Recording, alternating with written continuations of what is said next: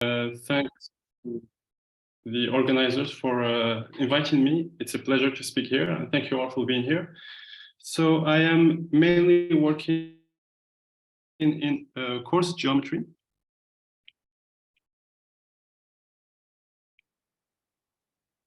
So, where one of the goals is to compare metric spaces at a large scale. And very often these metric spaces come with a group action, the very nice group action. So there is also an interaction with geometry group theory.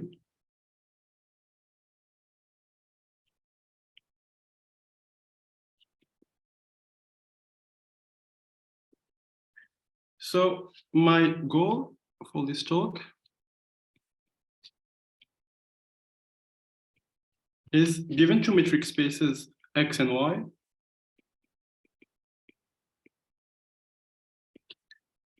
can we embed X into Y? So here I'm not defining, I'm not talking defining the embedding, just in general. And if not, what are the obstructions that prevents us from having such embeddings? So I will start by a very informal introduction, give some examples before giving the precise definition of the embeddings that we will consider. So let's start by just considering X is R as a metric space with the usual norm, and Y is R2 with the norm, with the distance coming from the L2 norm.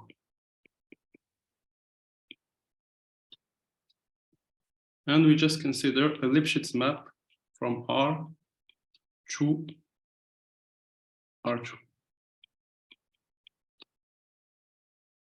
So here I have R, and here I have R2. So such an embedding is just a curve, and given 2 points, some f of x and f of y, for some x and y here. So the distance in the target is this distance. So this is the distance between f of x and f of y in R2, but we can also consider the distance when we stay just in the image. So this is the length of this curve, which is the distance between x and y in R. And a nice embedding is an embedding where, when the distance in the domain tends to infinity, the distance also in the target between the images tends to infinity. So I'll give an example. So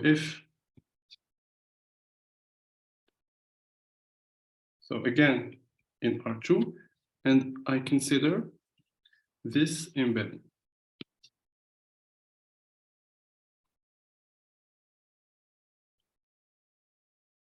So before talking about giving this example, so the case when these two distances coincide is when what we call an isometric embedding, and it's only realized by geodesics.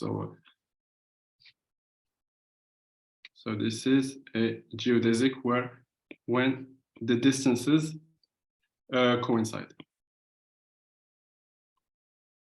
Now consider this embedding here, f of r. Some point here and some point here, for example. The worst case scenario is when you have this distance is t and this is t, and so here you have the distance between the images is square root of t. So this embedding of R into R2 is a little bit distorted, but still it's very well controlled. And here we have the distance between f of x, f of y. We always have this linear bound because the best case scenario is when you are, for example, here.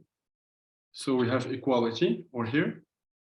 But when you're on the diagonal, you have this coefficient here.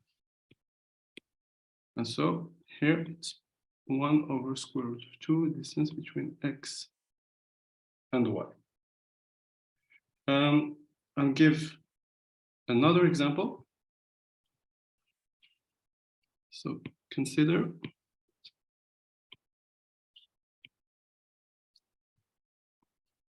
the embedding given by the graph of x squared. And here also, the worst case scenario is this. So here you have x, and the length of this curve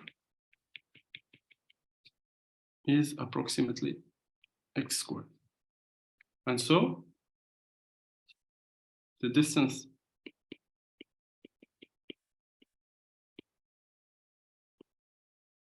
is less than the distance in the domain and greater than square root up to a constant.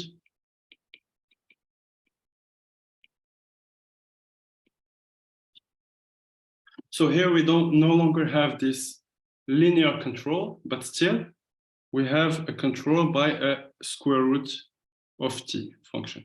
So when the distance in the target tends to infinity, in the domain tends to infinity, it implies that in the target it also tends to infinity. So this is a special case, for example, of a coarse embedding. So now I will give the precise statement.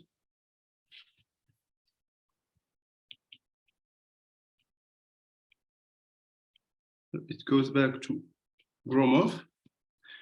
You take x and y two metric spaces. A map f from x to y is a coarse embedding that I will denote CE if there exist two control functions that goes to infinity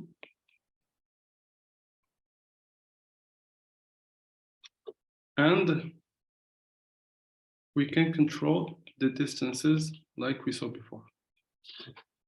You have the distance in the target is controlled by the distance in the domain. Y, and here we have O minus O plus.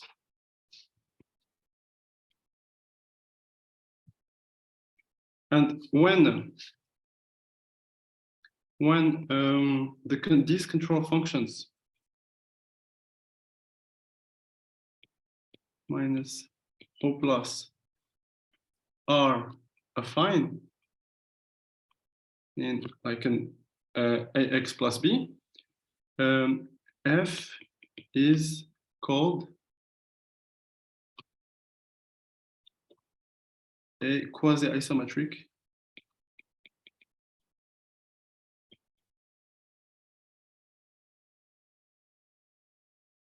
embedding.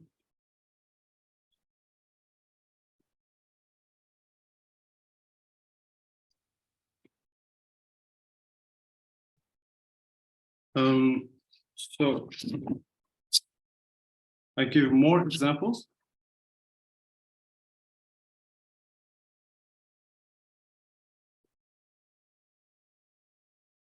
We can consider the hyperbolic plane H2. So consider H2 with the upper half plane model. So you have the upper half plane model. And in this model, the geodesics are either vertical lines. So isometric geodesics are isometric embeddings of R.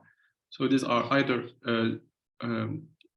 vertical lines or half circles based at y equals 0. But if we take this embedding, which is a horizontal line, this one, this is a horosphere. This embedding R into H2, which is given by X1. This is a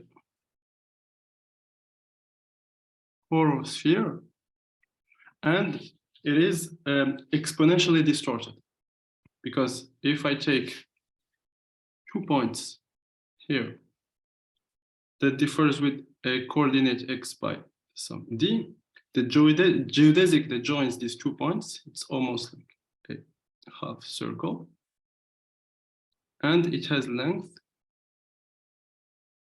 log d. So it's much easier when we want to travel from this point to this point in the upper half plane model. It's much easier to travel here rather than just to stay here. And so here it's the case when the embedding rho plus and rho minus are log t. And we can generalize this for all hyperbolic spaces. So for example, for H3, you take z equals 1. And this is a, so I'm sorry, for the case equal to, it's called horocycle. And in the general case, say horosphere. And same thing here, O minus O plus R log. Okay. Another example is when we are doing geometric group theory. So we work with the finitely generated groups. So you just take H, a subgroup of G, and both are finitely generated groups. So we know that for finitely generated groups, we can associate to them a metric space, a Cayley graph. And so given a finite generation set, for example, if H is generated by S and G is generated by G, both are finite sets. So we associate to H a metric space, and we associate to G a metric space. And in this case, just the inclusion of H into G with this matrix is a coarse embedding of the associated metric spaces.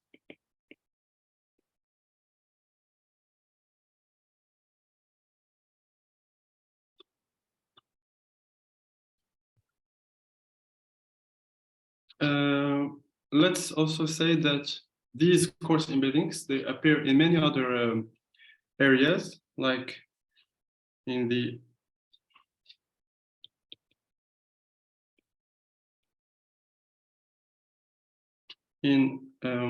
operator algebras, so especially in the Bohm-Cohen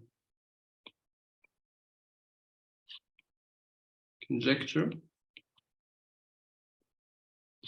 And they also appear in Lorentzian geometry. So there is this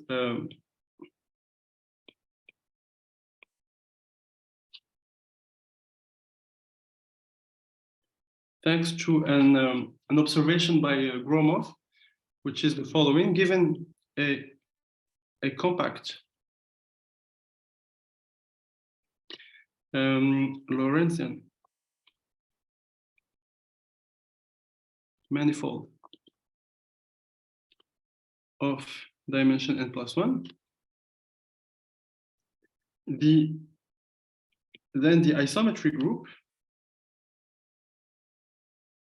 the full isometry group, not only the connected component of the identity, the full isometry group coarsely embeds in O1n, which is the same thing as saying that it embeds into a hyperbolic space. So this is an observation by Gromov in 88, and which was also used by Charles Frances recently to prove a Tits alternative for discrete subgroup of such isometry groups. Okay. So our goal is to find obstructions to the existence of such embeddings. So one way to answer that is by looking for monotone invariants.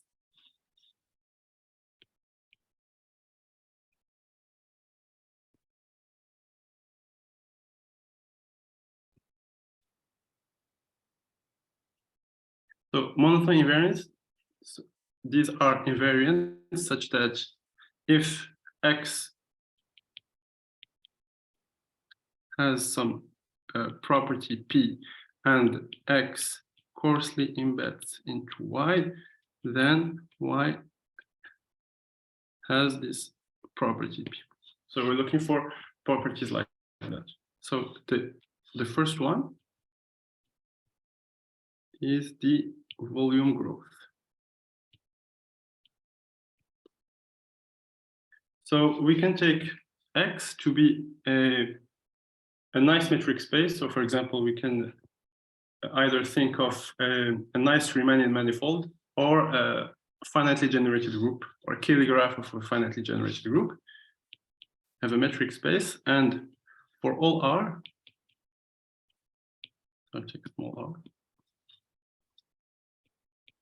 For all radius, we define the growth function of X, which is just the supremum over all centers of the volume of the balls of radius r. So we can define the volume in the general framework, but when X is a Riemannian manifold, the volume is just the Riemannian volume. When X is a discrete graph, for example, the Cayley graph of finitely generated group, the volume is just the Compton measure. And so this function is a monotone invariant in the sense that if X coarsely embeds into Y, then the growth of X is smaller than the growth of Y. So I'll give some examples. So if I take X equals Rn, the growth, which is the volume of a ball of radius R, is R to the n. If X is a hyperbolic space, the volume of a ball of radius R is exponential R. So here I'm not taking, so here, this is an equivalence relation that distinguish between powers of polynomials, but doesn't distinguish between exponentials. So here it's not important what is inside of the exponential as long as it's linear in R. So this growth function, for example, it prevents for having these embeddings. So for example, Rp cannot be embedded into Rn when P is greater than n, because the growth of Rp is bigger than the growth of Rn. Another example, if I take just a regular tree with a d greater than or equals to 3, no, let's take 3. The regular tree of degree 3, it has exponential growth, and so it cannot be embedded into any Euclidean space.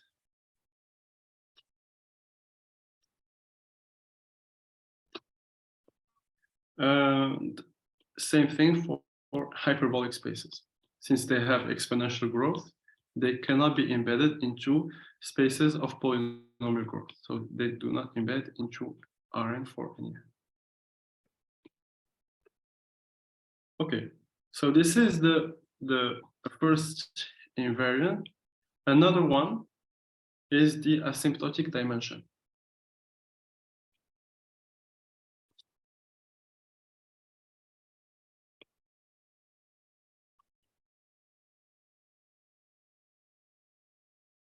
Which was introduced by Gromov, and it's a large-scale analog of the topological dimension. So I will not give the definition here, but I'll just say that for the spaces that we will consider later, it's the same as the topological dimension. So, for example, the asymptotic dimension of a Euclidean space Rn is n. The asymptotic dimension of a hyperbolic space, so HD is D. So this gives this doesn't allow, for example, the embedding of R3 into H2. Even though here the growth here is exponential and here the growth is polynomial, but since the dimension here is 3 and here it's 2, we cannot embed R3 into H2. And same thing between hyperbolic spaces. The volume growth didn't distinguish between spaces of exponential growth, but here we have HD doesn't embed into Hn when D is greater than N.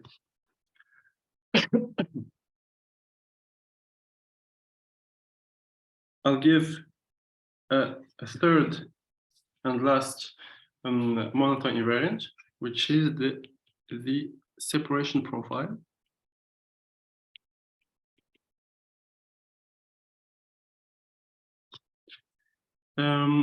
It was introduced by Benjamini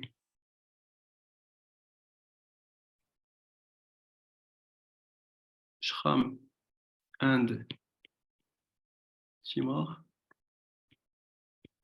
and was later generalized to Poincaré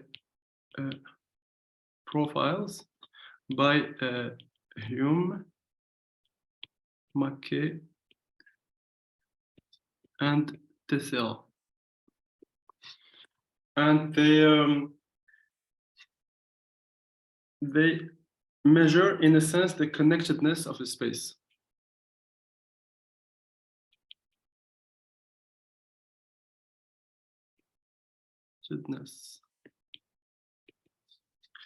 So I'll give the definition for only for the separation profile. So if I take X an infinite graph,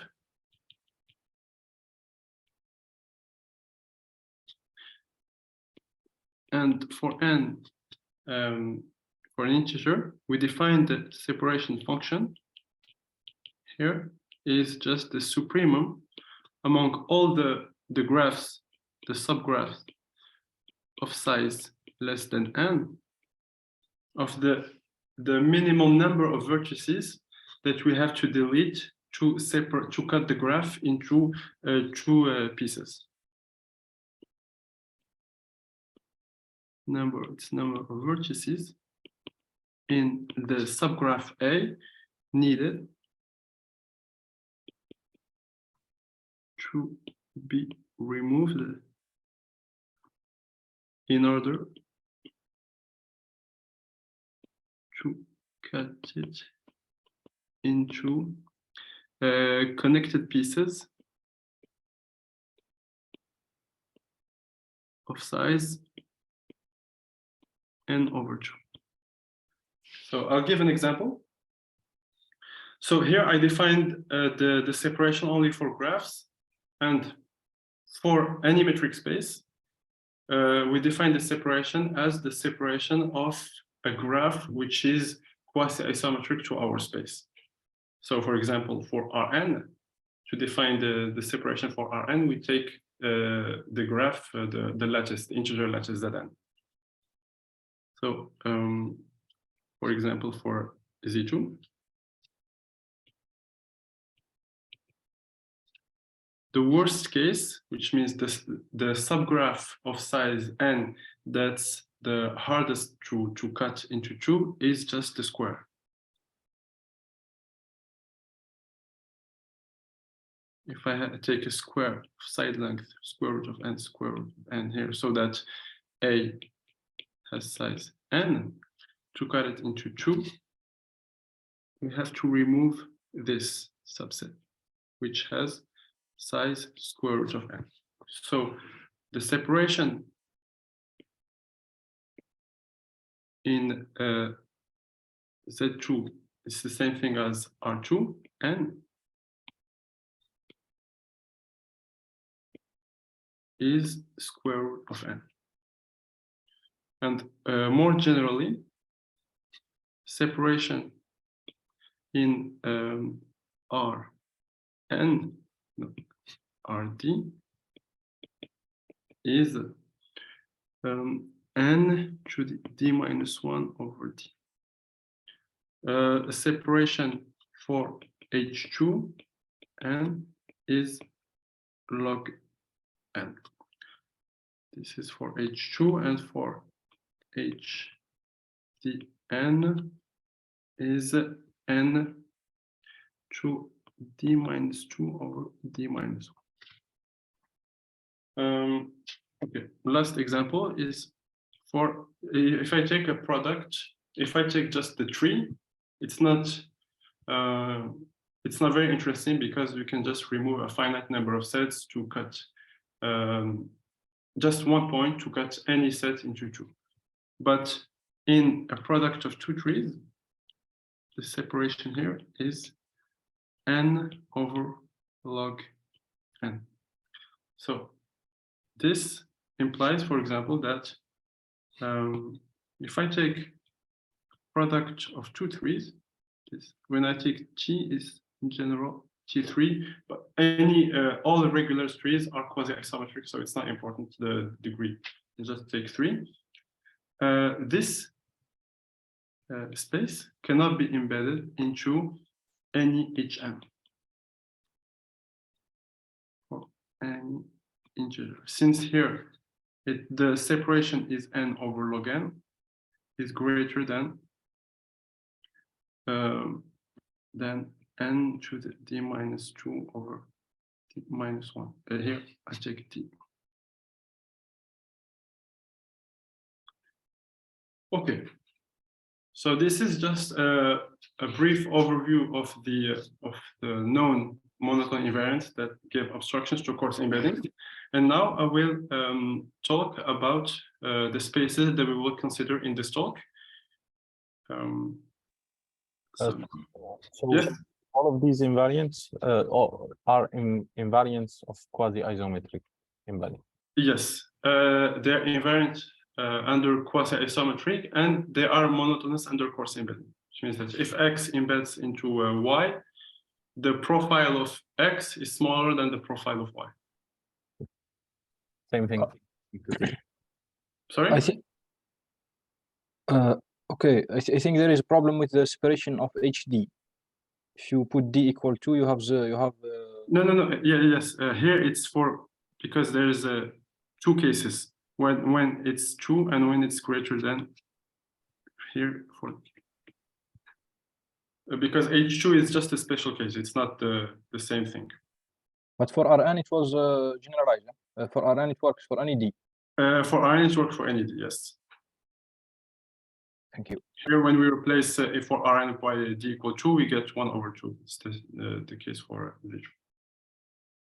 Okay. Okay. So I will now talk about the spaces that we will consider, and that we want to compare by coarse embeddings. So I will consider three families of spaces. I will start by the symmetric spaces of non-positive curvature.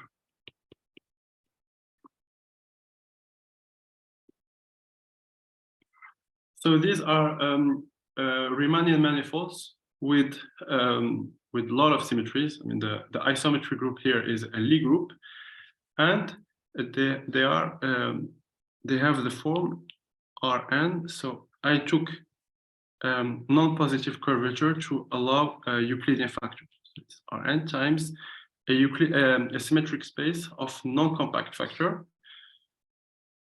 Of non-compact type, sorry, which is of the form G mod K, where G is a semi-simple Lie group with no compact factor and trivial center, and K is maximal compact subgroup.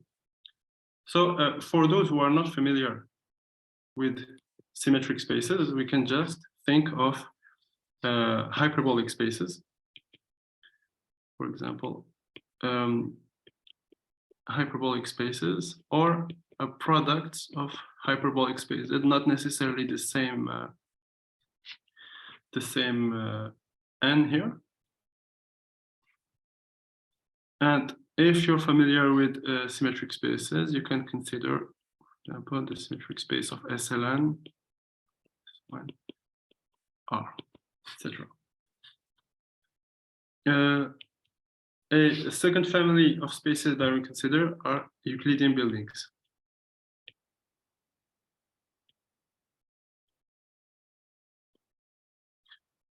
So these are discrete analogs of the symmetric spaces. These are polysimplicial complexes, and they are analogs of symmetric spaces. And for those who are familiar with Euclidean buildings, we can consider Brouwer-Kitz buildings of like SLN QP, for example. Or we can just consider a product of trees. A tree is a Euclidean building of dimension 1. Product of trees is also a Euclidean building.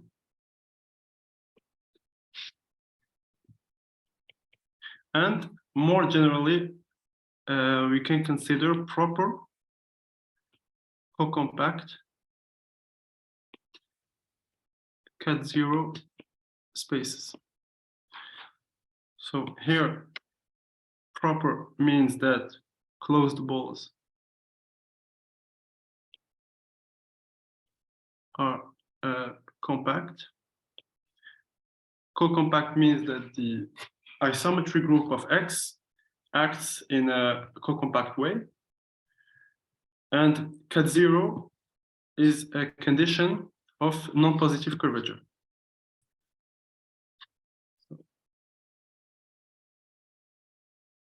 Which means that triangles in the space are thinner than the triangles in R2. So if I have in X any triangle, I can consider its comparison triangle in R2, which means I can draw in R2 a triangle. So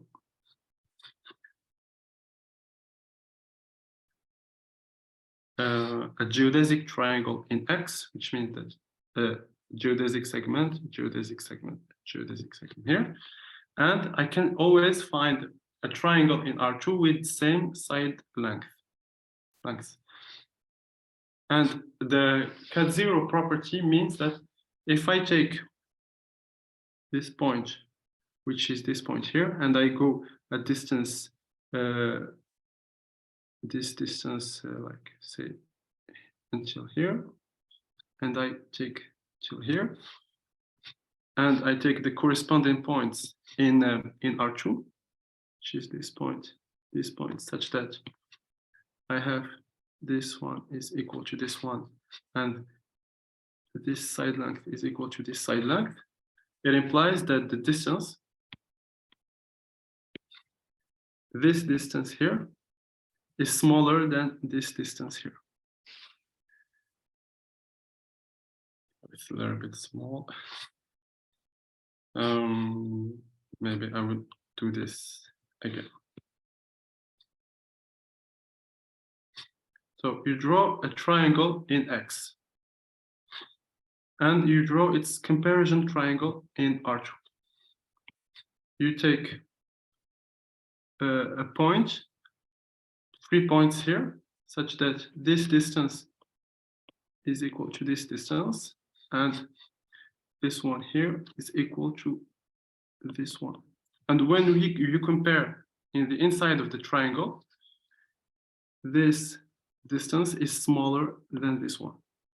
It just means that the triangles in X are thinner than triangles in R2.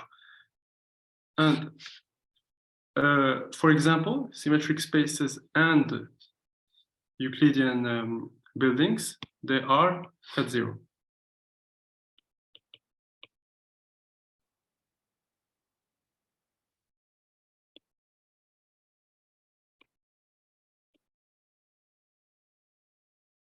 But it's more general than just these spaces.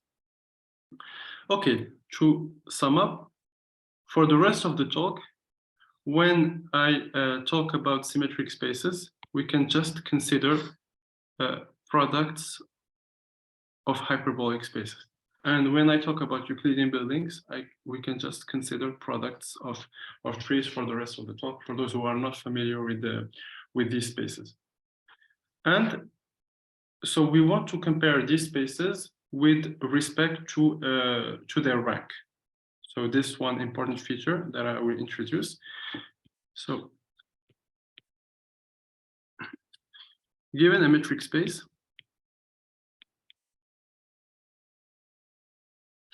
we define rank of X as the maximal dimension of a Euclidean building that is isometrically embedded inside of it, max n, such that Rn embeds isometrically inside of X.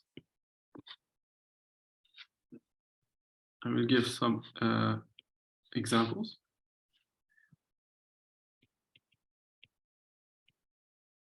Rank of a Euclidean space, Rn, is n. So because it's just the space itself, it's Euclidean. If I consider a hyperbolic space, so since in hyperbolic spaces we have geodesics, geodesics are isometric embeddings of R, so at least it's greater than or equal to 1. But in hyperbolic spaces, the triangles are thin, so we cannot have a copy of R2 that is embedded isometrically, because if I have so in any hyperbolic space, if I take a triangle, triangles have the property that this side here is always in a delta neighborhood with delta constant in the delta neighborhood of the sides of the other sides. So for any hyperbolic space, there exists some universal delta for the space, not universal, but for the space, there exists some delta such that if I take a delta neighborhood of this side, and I take a delta neighborhood of the other side, I see that this side here is inside this delta neighborhood. And this cannot happen in R2, because in R2, we can have very fat triangles.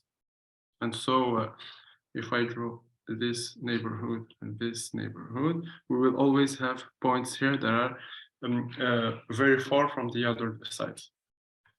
So we cannot have H2 and R2 inside of any hyperbolic space. So the rank here is always 1.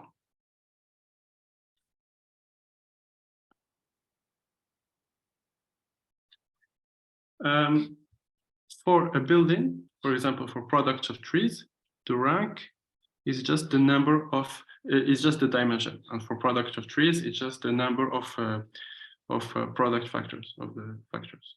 The rank of a building equals its dimension.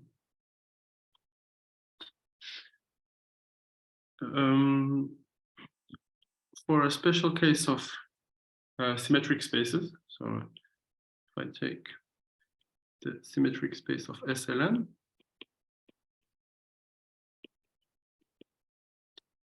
it's n-1. So there is this particularity of the symmetric spaces where the rank is not necessarily equal to the dimension, which is not the case for buildings. So here, for example, we saw for hyperbolic spaces, the dimension is n, but the rank is 1. Here, the dimension is n times n plus 1 over 2 minus 1, so it's almost n squared, but the rank is n minus 1. So our goal is to compare these spaces that we saw with respect to their rank.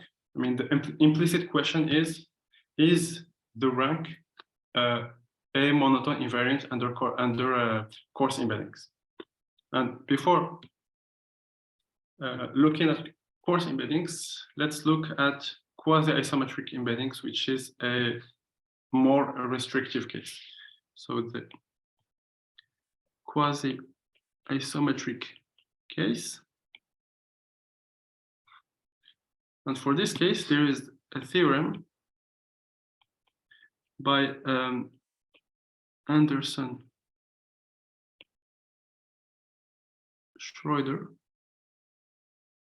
in 86, generalized by Kleiner in 99, which is the following. If I have X and Y, two general proper co-compact at zero spaces, for example, symmetric spaces,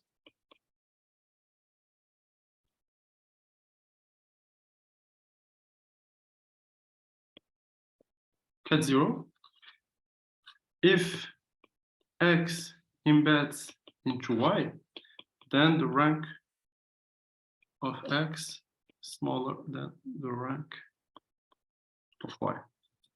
So this is, it wasn't stated like that by Anderson, Schroeder, and Kleiner, but it's a consequence of their result. So here I said Anderson, Schroeder, first they proved this for symmetric spaces, and then Kleiner generalized it to general cut zero spaces.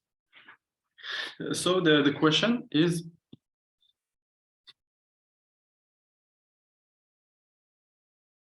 this true if we replace quasi-isometric embedding by coarse embedding?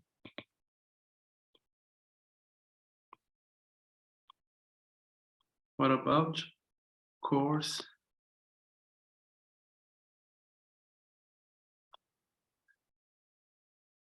embeddings?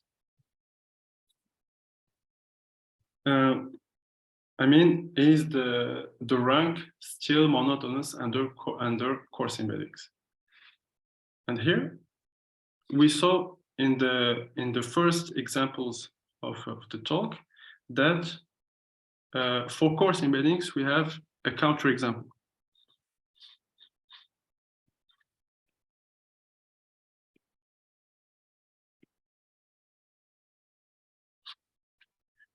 Which is, if I take n greater than or equal to 2, we saw that Rn embeds coarsely into Hn plus 1 as a horosphere.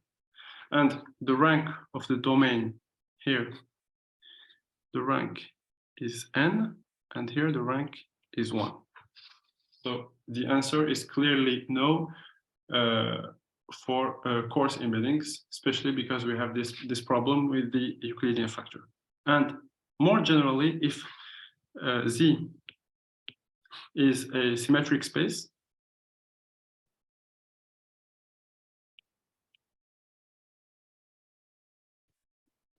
of rank, say rank R, and take n greater than 2, we can always embed this space into just by taking the product of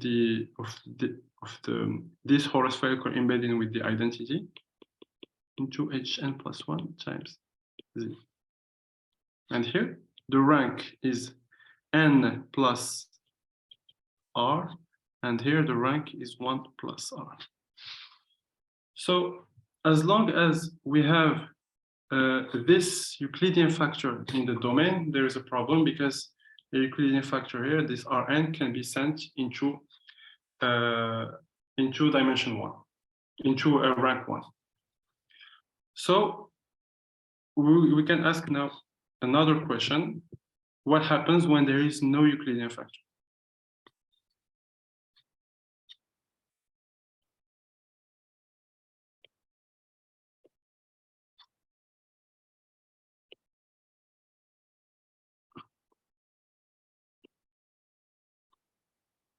When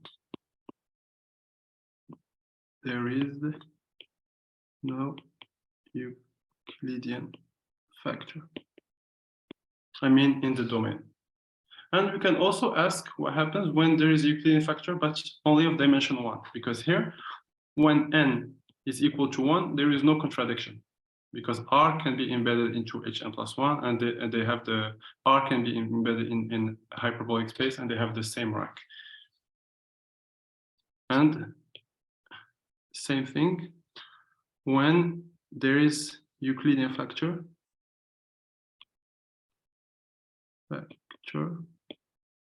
has dimension 1. So, for example, can we embed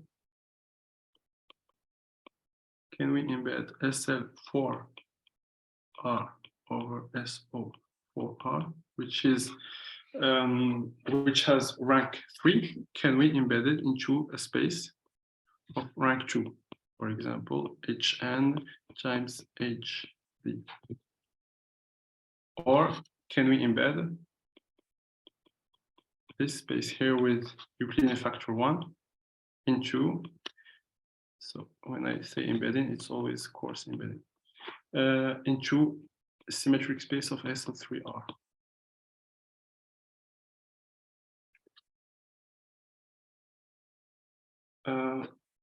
Okay, I will just continue 5 minutes, and I will talk for the I don't know if it's there's a break or. Yeah, there is a break. Yeah. Okay. For part 1, there is part 1. There is questions, and then 5 minutes, and then we start the next part. Okay, perfect. Okay, so the part 1 will be a little bit longer than part 2, so I will stop in 5 minutes, and part 2 will be just 30 minutes. Okay.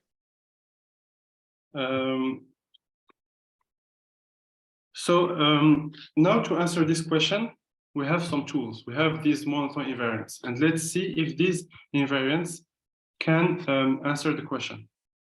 So we saw that, first of all, there is the volume growth.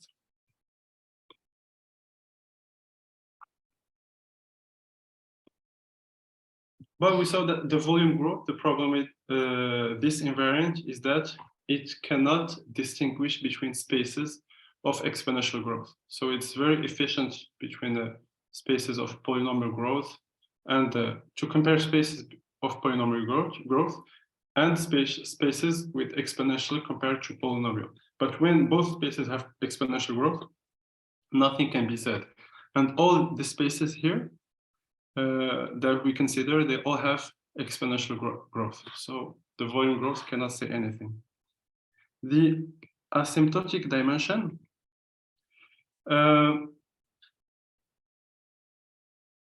So for all our spaces, it's just the dimension. And for example, for this space, it's n plus d, and for this space, it's so it's 4 times 5 times 4, I don't know, so it's 9. So the dimension here is 9, but the dimension here can be arbitrarily big. The asymptotic dimension says that this space of dimension 9 cannot be embedded into a space of dimension 8 or smaller. But here, since the dimension of the target can be as big as we want, it cannot say anything. And here, dimension is 3, the dimension is 5. So there is no contradiction using the asymptotic dimension. So the asymptotic dimension cannot detect the rank of the spaces. And finally, for the separation and Poincaré profiles, they are very efficient in distinguishing between rank 1 spaces or rank 1 times R. But when the rank is greater than or equal to 2, all these spaces have the same profile. It's always n